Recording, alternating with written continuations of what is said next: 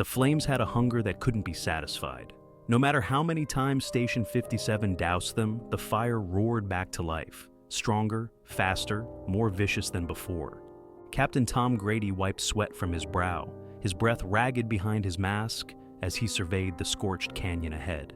His crew had been out here for almost 20 hours, battling the wildfire that refused to die.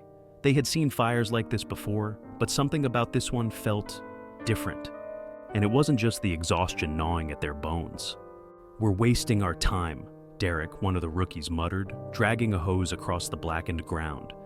"It's like the fire's playing with us." Tom shot him a look. "Fires don't play, kid. They consume." Derek didn't look convinced. He wasn't the only one. The fire had started days ago in a remote part of the canyon, spreading like a living thing, leaping from ridge to ridge with terrifying speed. No matter how much water they dumped, how much ground they covered, the flames always seemed one step ahead. Every time they pulled back, it came roaring back to life. "You good, Cap?" Ryan, his second-in-command, asked, pulling off his helmet for a moment. Tom exhaled sharply. "Yeah, just thinking." Ryan nodded, but his eyes carried the same weight of unease they all felt. Dispatch called in another crew for backup. "We should pull back and regroup." Tom hesitated. "One more sweep."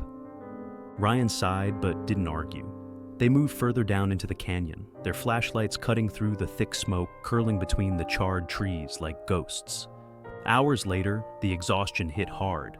Tom sat against the fire engine, watching the blaze from a distance as it devoured another hillside. The rest of the team leaned against their gear, drained and defeated. Then the call came over the radio. "Cap, you're gonna want to see this." Tom grabbed the radio. "Go ahead, Matt." The drone picked something up, sending the feed to your tablet now. Tom tapped the screen, his eyes narrowing as the infrared feed loaded. The fire glowed bright red and orange across the landscape, but deep within the heart of the blaze, something else moved.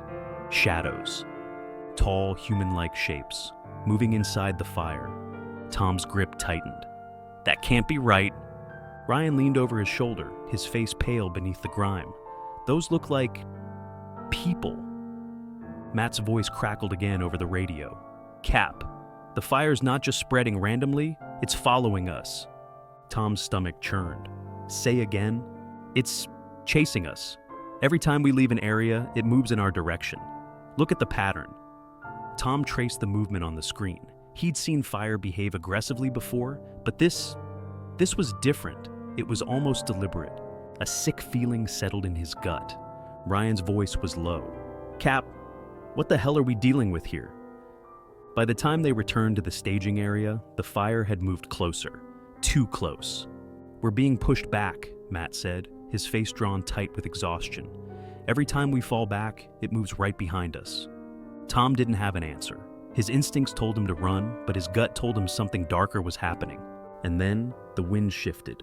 With it came a sound, a low, hollow whisper carried on the breeze, weaving through the crackling flames. It almost sounded like voices.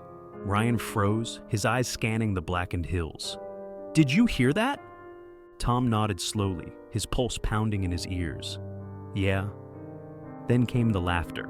It was faint at first, barely distinguishable from the popping of the flames. But it grew louder, rising over the Inferno in a chorus of eerie, disembodied chuckles. Matt dropped his helmet. "Jesus Christ! What is this?" Tom took a step back, staring into the fire. The shapes were closer now, shifting, writhing, watching. He could feel their gaze. "Pack up!" he barked. "We're leaving, now!" Back at the station, the team sat in stunned silence. The fire was still out there, growing, creeping ever closer despite their efforts. Tom sat at his desk, staring at the drone footage looping on the screen. The shapes were clearer now, moving with purpose inside the Inferno, like something alive. His phone buzzed with a call from dispatch.